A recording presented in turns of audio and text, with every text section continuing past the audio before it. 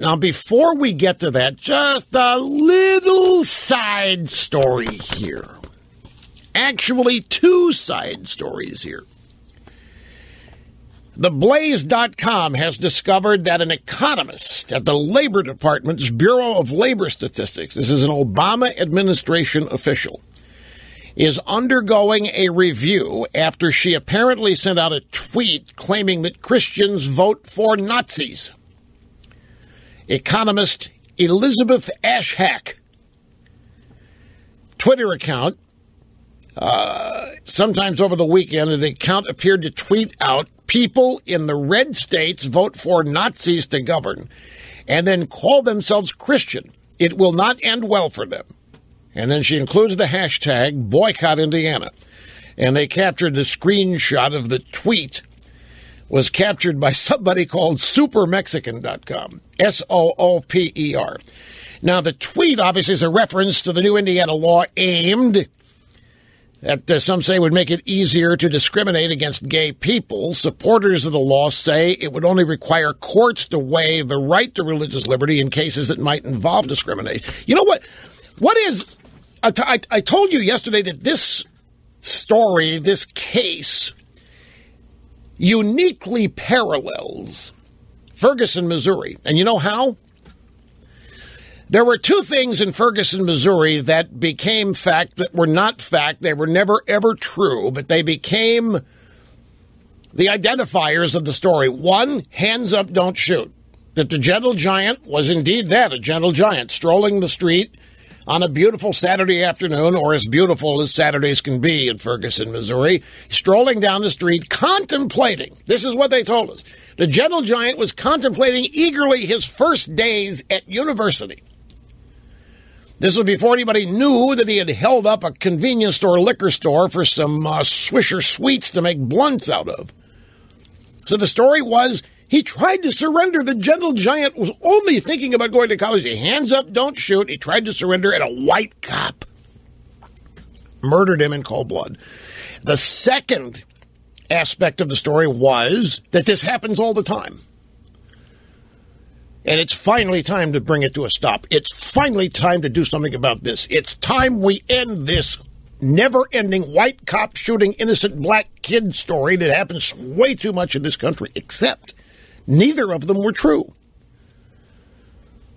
White cops are not wantonly murdering innocent black kids, and the gentle giant didn't try to surrender.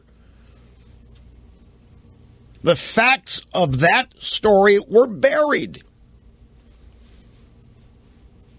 And the illusions and the lies took their place. Well, in Indiana and everywhere else, this whole concept is being discussed, the Restoration of Religious Freedom Act. There is this assumption that has become almost a daily news story that Christian-owned businesses routinely, many times a day, discriminate against innocent, loving gay and lesbian couples. That innocent and loving gay and lesbian couples multiple times a day are being denied service, are being denied the opportunity to conduct business.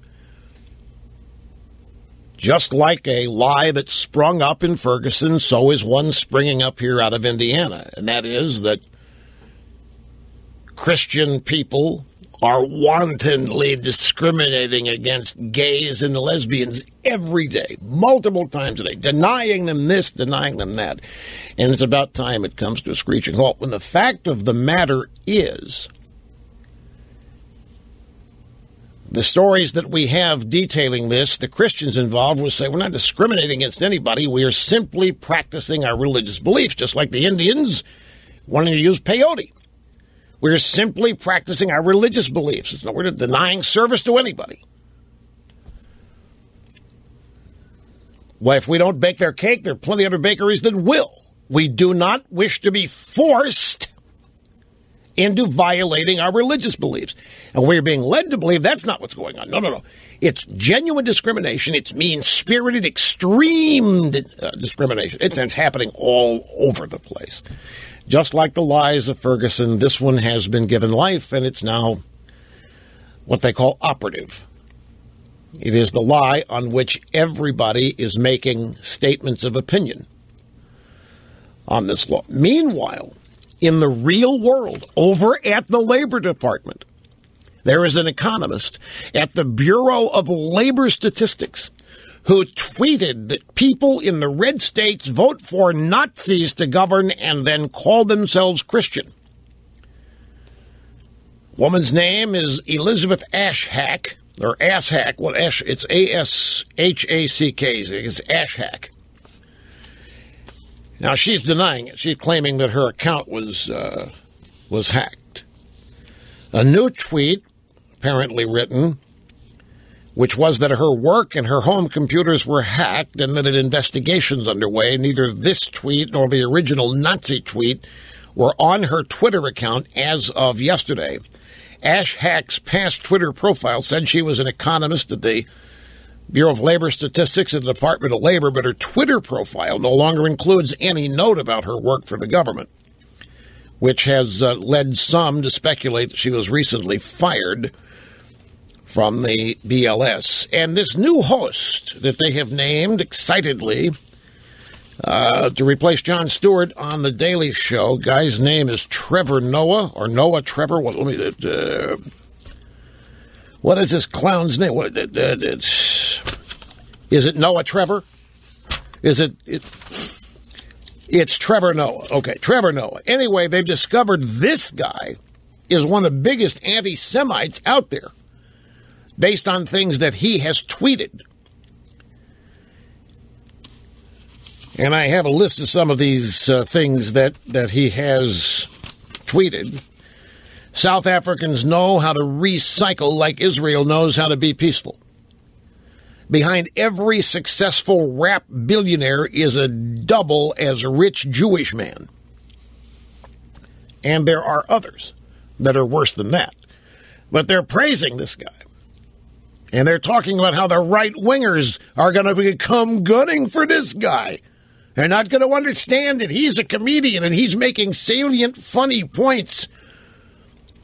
The TV editor at Salon.com actually wrote, I hope we, the audience, can prove to Noah that we deserve him and that we will stand for him, too, when it's necessary, because it's clear that he's used to backlash. I'm not sure that we are. I have to take a break. Be right back. Don't go away.